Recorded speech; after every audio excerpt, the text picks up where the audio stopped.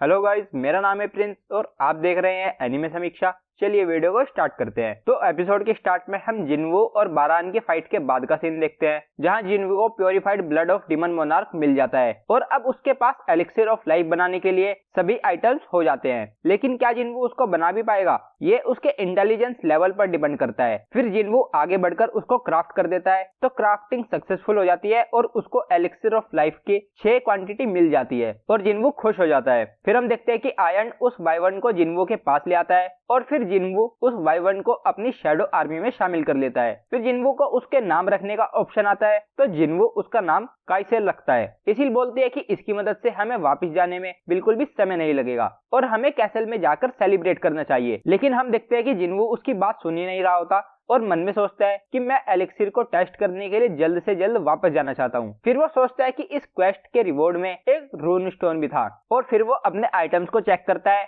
और उसे रून स्टोन मिल जाता है, जिसको यूज करने से उसको शैडो एक्सचेंज स्किल मिल जाती है, जिससे वो किसी भी शैडो सोल्जर के साथ अपनी पोजीशन को एक्सचेंज कर सकता है, चाहे वो कहीं भी हो। फिर वो इसील से कहता है कि माफ करना, लेकिन तुम्हें वापस अकेले ही जाना होगा। फिर वो शैडो एक्सचेंज स्किल को यूज करके वापस जाने लगता है, तो इसील कहते हैं कि जिनवू मैं तुमसे, और तभी वो देखती है कि जिनवू वहां नहीं होता और उसकी जगह एक शैडो सोल्जर आ जाता है। फिर हम देखते हैं कि जिनवू सिटी में आ जाता है और काइसल को समन करके उस पर बैठकर चला जाता है। फिर हम चेयरमैन गो और वू को बैटल प्लान मुझे भी है, लेकिन सारे एनालिस्ट ने इसे सेफ बताया है और अगर सिग्नल काम नहीं करता तो इस प्लान में बचकर भागने का प्लान भी शामिल है। बस अब हमें ये देखना है कि हमारे हंटर्स इस काम के लिए पूरी तरह से तैयार हों। उसके बाद चेयरमैन गो वू से पूछते हैं कि क्या तुम हंटर संघ से कॉन्टेक्ट कर पाए, तो वो कहता है कि नहीं, अभी नहीं। फिर नेक्स्ट सीन में हम एक आदमी और योनहू को एक रेस्टोरेंट में खाना खाते हुए देखते हैं और वो आपस में बात कर रहे होते हैं। योनहू हमें बताता है कि ये मिन ब्योंग गू है, एक एस रैंक हीलर। ये काफी यूनिक है क्योंकि ये काफी यंग एज में ही बिना किसी बड़ी इंजरी के रिटायर हो गया और एक टाइम पर हम साथ में काम करते थे। ब्योंगू योनहू से पूछता है कि क्या तुम जाने के लिए सीरियस हो, तो वो कहता है हाँ। तो ब्योंगू कहता है इसलिए तो मैं जा रहा हूँ। अगर हमने उन एंड्स का कुछ नहीं किया तो उस तरह का हाल इस पूरी कंट्री का हो सकता है। फिर ब्योंगू उससे कहता है कि लेकिन मैं तो बिल्कुल नहीं जा रहा, चाहे कुछ भी हो जाए। अगर तुम यहाँ मुझे मनाने आए हो, तो योनहू बीच में ही कहता है कि मैं बस तुम्हें बताना चाहता था क्योंकि ये मेरा आखिरी चांस भी हो सकता है। ब्योंगू योनहू को बताता है कि मैं पब्लिक सर्विस का एग्जाम देने वाला हूँ, मैं ब्लड और वो बाकी सब चीजों को हैंडल नहीं कर सकता, तो मैं एक गवर्नमेंट जॉब लेने की सोच रहा हूँ, लेकिन पता नहीं कि हिस्ट्री के अलावा बाकी सब्जेक्ट्स में मैं कैसा करने वाला हूँ। योनहू कहता है कि वो हमेशा से तुम्हारी स्पेशलिटी रही है ना? तो वो कहता है हाँ, मैं उन सब चीजों में अच्छा हूँ और ये सब इसी तरह होना चाहिए था। योनहू कहता है सही कहा और मन में सोचता है कि हम हंटर्स हैं जो अलग हैं और अगर मैं अब सोचूं तो मैं किसी से भी नहीं मिला जो मैजिक बीस्ट से फाइट करना पसंद नहीं करता,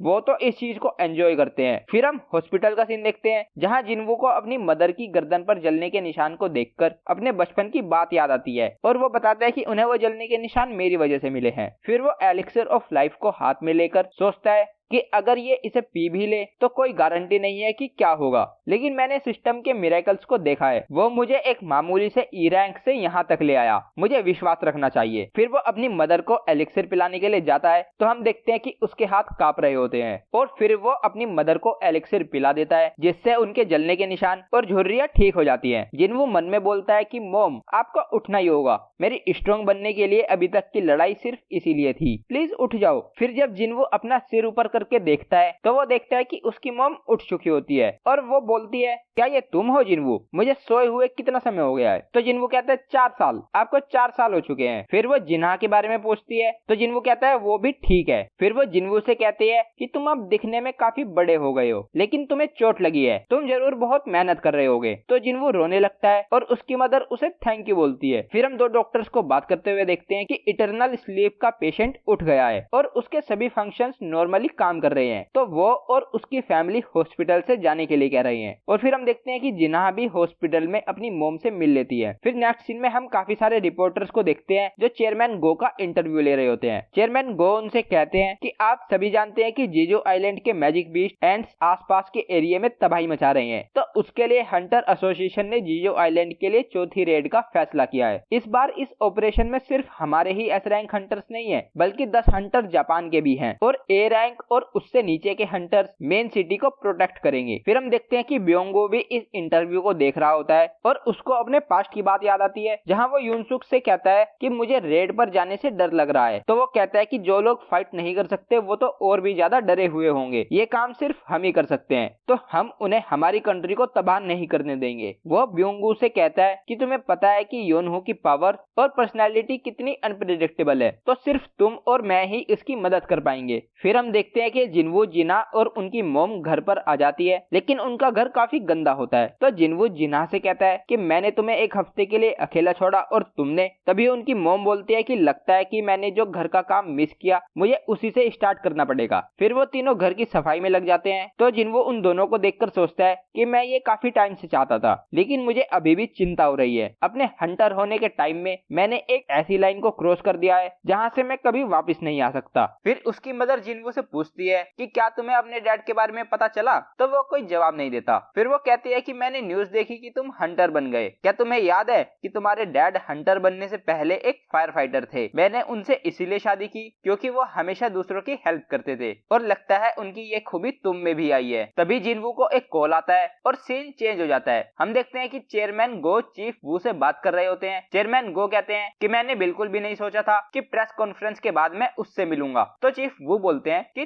थॉमस आंद्रे वो एक एस रैंक हंटर है जो एक पूरी कंट्री को अकेले ही टक्कर दे सकता है। मैं चाहता था कि वो भी इस मिशन को ज्वाइन करे। तो चेयरमैन गो कहते हैं कि मैं समझ सकता हूँ, लेकिन जिनके पास इतनी ज्यादा ताकत है कि वो अकेले ही पूरी कंट्री से टक्कर ले ले, वो ऐसे ही किसी भी दूसरी कंट्री के कामों में दखल अंदाजी नहीं कर सकते। चीफ वू पूछते हैं तो वो आया क्यों था? तो चेयरमैन गो बताते हैं कि शायद वो इस बारे में सच बोल रहा था कि वो आसपास ही था, तो वो बस मिलने आ गया और शायद वो हमें हंटर वांग के बारे में वार्न करने आया हो या फिर कुछ और ही। फिर वो चीफ वू से पूछते हैं कि क्या तुम हंटर संघ से कांटेक्ट कर पाए? तो वो कहते हैं हाँ, वो आने ही वाला होगा और हम जिनवू को आते हुए देखते हैं। फिर चेयरमैन गो जिनवू से कहते हैं कि ऑपरेशन 4 दिन बाद स्टार्ट होगा। ये रेड काफी समय से अधूरी थी, तो क्या तुम हमारी मदद करोगे? तो जिनवू मन में सोचता है कि लेवल अप करने के लिए ये एक अच्छा मौका है। फिर वो बोलने ही जाता है, तभी उसे काफी ज्यादा मैजिक पावर फील होती है। तो चेयरमैन गो कहते हैं कि मैं इंप्रेस हो गया कि तुम इतनी दूर से उसे सेंस कर पा रहे हो। हमारे एस रैंक हंटर्स जिम में एक्सरसाइज कर रहे हैं, अगर तुम चाहो तो हम चलकर देख सकते हैं। फिर हम जिम में योनहू और एक हंटर को लड़ते हुए देखते हैं। वो हंटर योनहू के पैरों पर लात मारकर उसे नीचे गिरा देता है और उससे कहता है कि आपको अपने बॉडी के नीचे वाले पार्ट्स को भी ट्रेन करना चाहिए। तो योनहू उससे कहता है मास्टर माँ, मेरी जॉब पूरे दिन ऑफिस में बैठे रहने की है। चेयरमैन गो जिनवू से कहते हैं कि इतने सारे एस रैंक हंटर्स का एक जगह पर इकट्ठा होना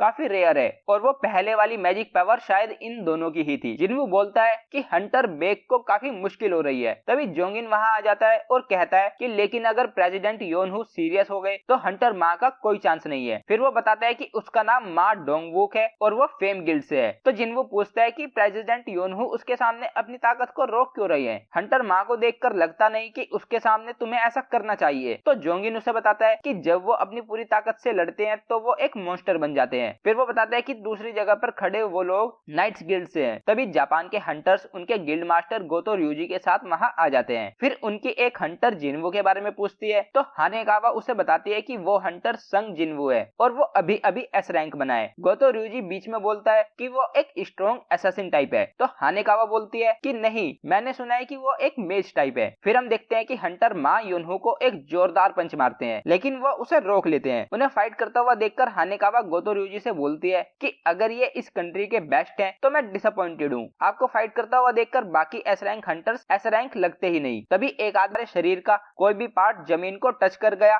तो तुम हार जाओगे और इस फाइट को 1-on-1 की बजाय एक बैटल रॉयल यानी कि सभी हंटर्स एक साथ लड़ेंगे। तो गोतो ryuji मान जाता है। फिर हम देखते हैं कि फाइट के लिए हंटर एसोसिएशन की तरफ से हंटर चा, लिम, मा और हंटर बेक और जापान के हंटर्स की तरफ से हंटर तावाता, कुमामोतो, होशिनो और तानाका फाइट करने के लिए आते हैं। फिर वो फाइट स्टार्ट करने वाले होते हैं और यहीं पर एपिसोड एंड हो जाता है। तो गाइस ये था episode 9 of Solo Leveling season 2। अगर आपको वीडियो पसंद आई है तो वीडियो को लाइक कीजिए, चैनल को सब्सक्राइब कीजिए, प्रेस कीजिए बेल आइकन को। मैं मिलता हूँ आपसे नेक्स्ट वीडियो में। Thank you.